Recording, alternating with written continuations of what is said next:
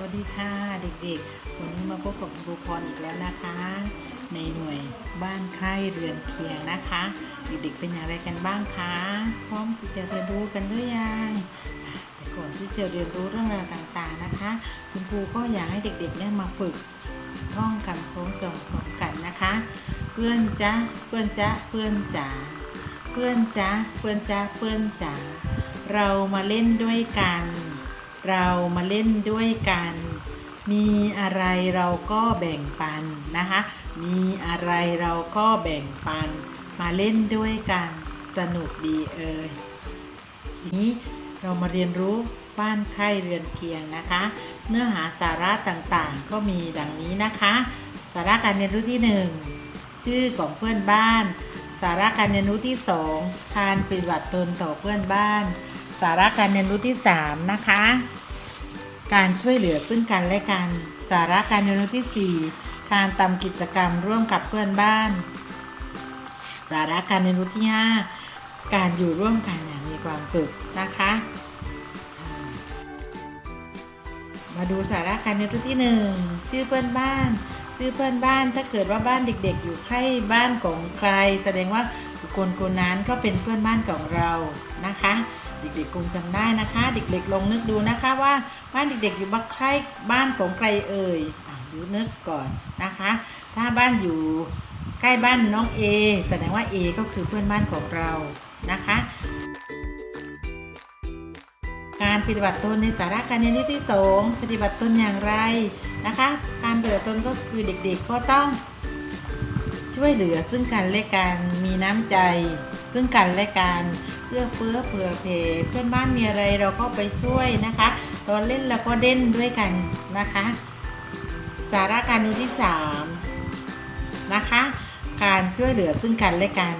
เพื่อนบ้านมีอะไรเด็กๆก็ต้องไปช่วยเด็กๆเล่นอะไรเราก็ต้องเล่นกันดีๆนะคะเราเป็นเพื่อนบ้านกันแล้ว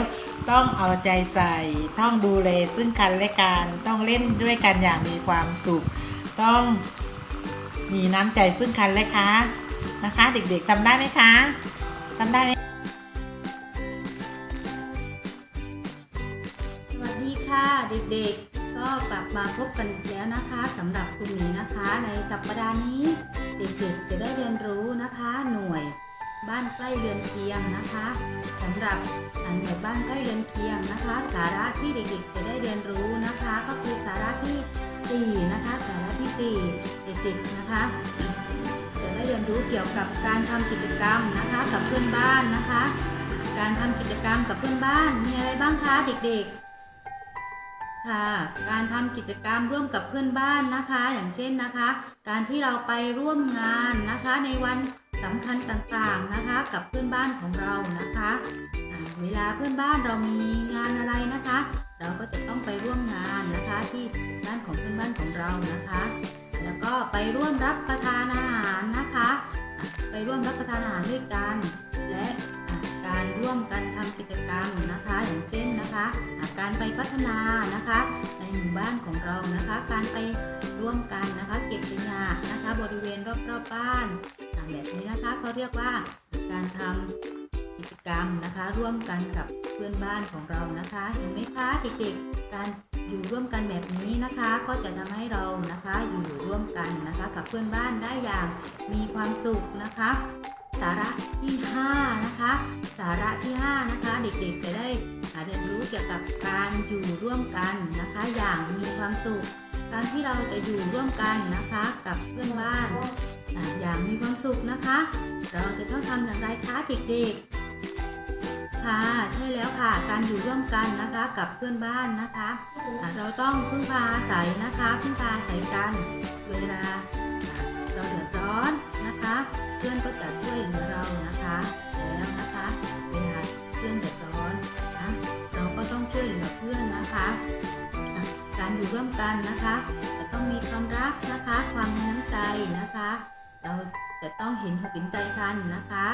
มีความเอื้อเฟื้อเผื่อแผ่ซึ่งกันและกันค่ะเด็กๆอยู่ด้วยกันจะไม่เห็นแก่ตัวนะคะเมื่อเพื่อนเดือดร้อนนะคะเราก็จะช่วยเหลือเพื่อนนะคะ และที่สำคัญนะคะก็คือการที่อยู่ร่วมกันนะคะเราจะต้องเคารพกฎกติกานะคะในการอยู่ร่วมกันนะคะแค่นี้เด็กๆก็จะอยู่ร่วมกันอย่างมีความสุขแล้วค่ะเด็กๆ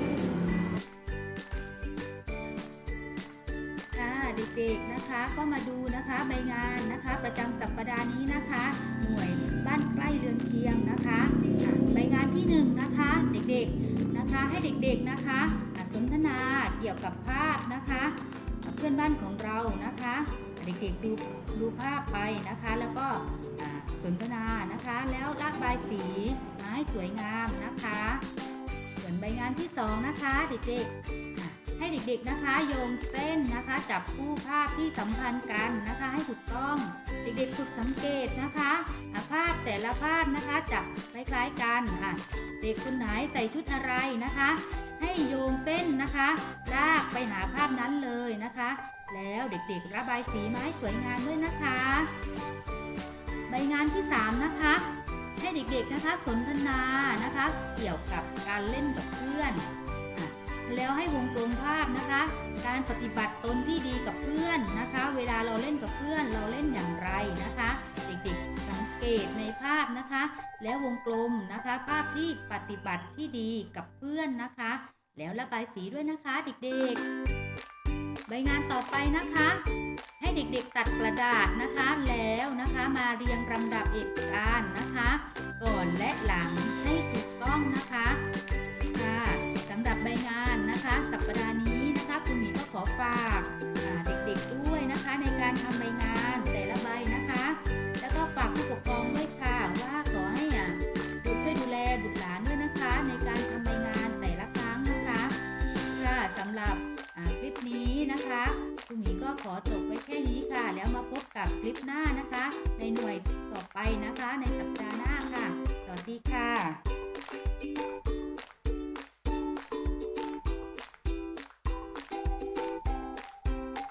เจอกันใหม่คลิปหน้านะคะเด็กๆ